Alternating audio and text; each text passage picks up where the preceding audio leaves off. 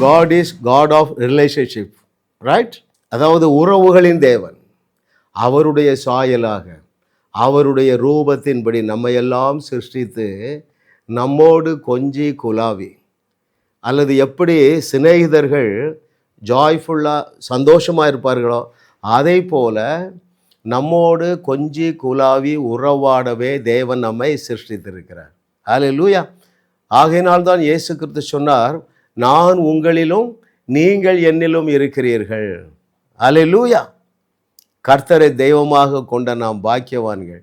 ஏனென்றால் அவரோடு கூட உறவிலே இருக்கும்படியாக அவரே நம்மை தகுதிப்படுத்தி விட்டார். That's very important fact. ரொம்ப முக்கியமான நிஜம் என்ன தெரியுமா? பாருங்கள், மகா பரிசுத்தமான தேவன், பாவத்தை பாராத சுத்த கண்களையுடைய தேவன். அப்போது பாவிகளாகிய நம்மோடு எப்படி அவர் உறவு கொள்ள முடியும்? எப்படி என்றால் அவருடைய அனந்த ஞானத்தின்படி அவருடைய குமாரனையே நமக்கு தகுதியாக்கி விட்டார். ரைட்? அவரே நம்முடைய தகுதி. இயேசுவின் நீதி, இயேசுவின் தகுதி, இயேசுதான் உனக்கு எல்லாம் எல்லாம். பாடவா திரும்ப? இயேசுவின் நீதி, இயேசுவின் தகுதி, அவரே உனக்கு எல்லாம் எல்லாம். ஹல்லேலூயா. So what? பழுதொன்றுமே உன்னில் இல்லை, இயேசுவே உனக்கு தகுதியானார். பழுதொன்றுமே உன்னில் இல்லை, இயேசுவே உனக்கு நீதியானார். பழுதொன்றுமே உன்னில் இல்லை, இயேசுவே உனக்கு பரிசுத்தமானார்.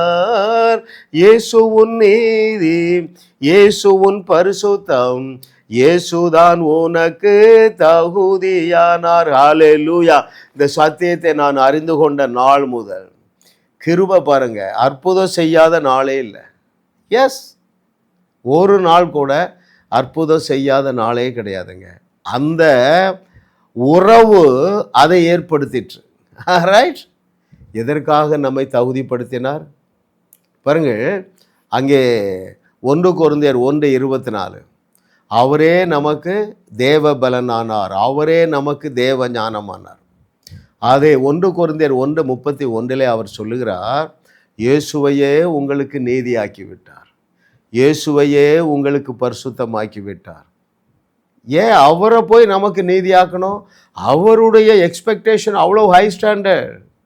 நம்முடைய பிரயாசத்தினால 10% கூட அந்த நீதிமானாக முடியாது. அநேக ஊழியர்கள் நினைக்கிறாங்க, நீங்கள் ரொம்ப பிரயாசப்பட்டு நல்ல கடினமாக பரிசுத்தமாக வாழ்ந்து கடினமாக நீதியாக வாழும் பொழுது பரிசுத்தமாக முடியும் என்று அந்த மாயையை நம்புகிறார்கள். நானும் அதில் சிக்கியிருந்தேன் பாருங்க, 25 ஆண்டுகளாக. ஆனால் தேவன் அவருடைய அனந்த ஞானத்தின்படி நான் மறுபடி பிறந்த பொழுதே என்னுடைய ஆவி மனிதனை முற்றிலுமாக தகுதிப்படுத்தி முற்றிலுமாக பரிசுத்தப்படுத்தி விட்டார் என்கிற நிஜத்தை அறிந்து ஏற்றுக்கொண்ட நாள் முதல் அநேக பாவங்களிலிருந்து வெளியே வந்துட்டேன். ரைட்? ஆனாலும் என்னுடைய கீழ்ப்படுதலிலே குறைவு இல்லாமல் இல்லை. ஆனால் அவருடைய அனந்த ஞானம் என்ன செய்யிட்டு, ஆவியாகிய தேவன் ஆவி மனிதனாகிய என்னோடு தான் ரிலேட் பண்ணுறாரு, என்னோடு தான், அந்த ஆவி மனுஷனோடு தான் தொடர்பு கொள்கிறார். எனவே அந்த ஆவி மனிதனை முற்றிலுமாக தகுதிப்படுத்தி he has made it perfectly perfected. Hebrew 10:14 and the Colossians 2:10 என்ன சொல்லுகிறது? நாம் நம்முடைய ஆவி மனுஷனிலே முற்றிலுமாக பரிபூரணமாக்கப்படுத்தப்பட்டு இருக்கிறோம். அது கர்த்தராலே ஆயிற்று, நம்முடைய கண்களுக்கு ஆச்சரியமாக இருக்கிறது. எனவே நீங்கள் குற்ற உணர்வுக்குள்ளே போகாதீர்கள், பரலோகம் உங்களை நம்பி இருக்கிறது.